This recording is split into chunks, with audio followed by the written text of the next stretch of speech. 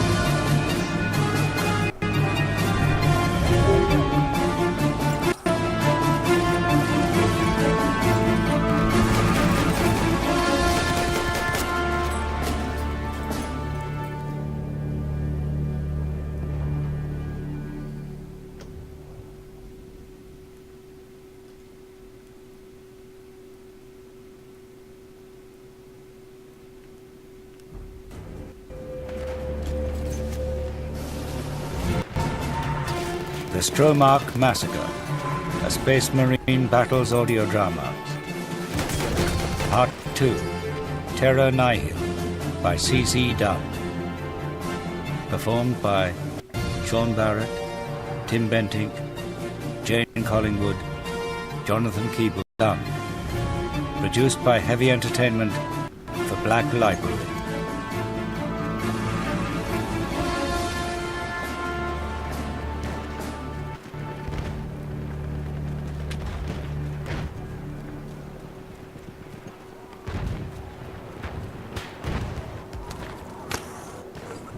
Even before he turned traitor, Pavel Minson had never been a devout man.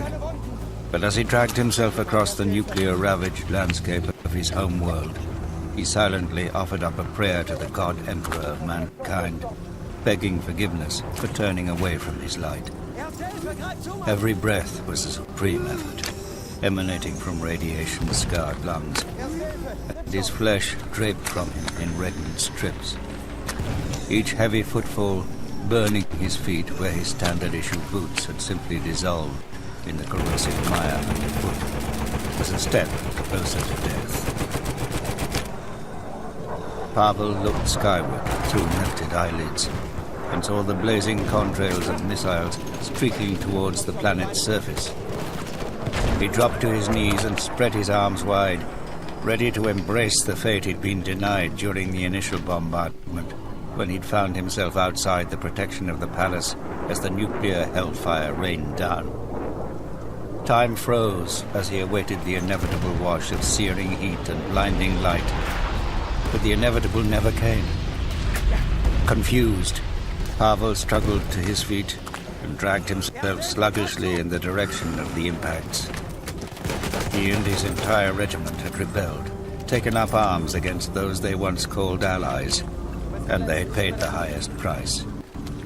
While most of the population lived sheltered in the palace and the intricate network of underground bunkers that ran for thousands of kilometers beneath it, the surface of their world had become uninhabitable.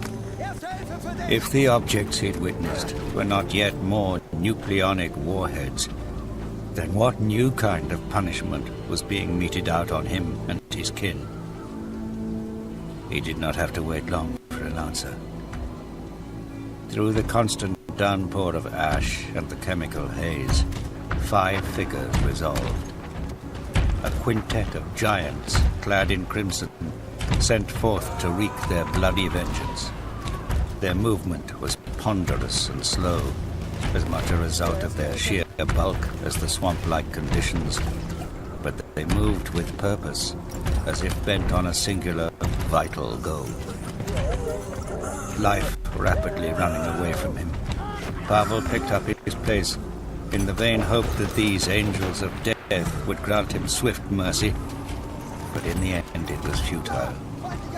With the newcomers close enough that he could begin to make out the markings adorning their armor, a pair of wings surrounding some icon or other, his vision was so utterly ruined that he could not be certain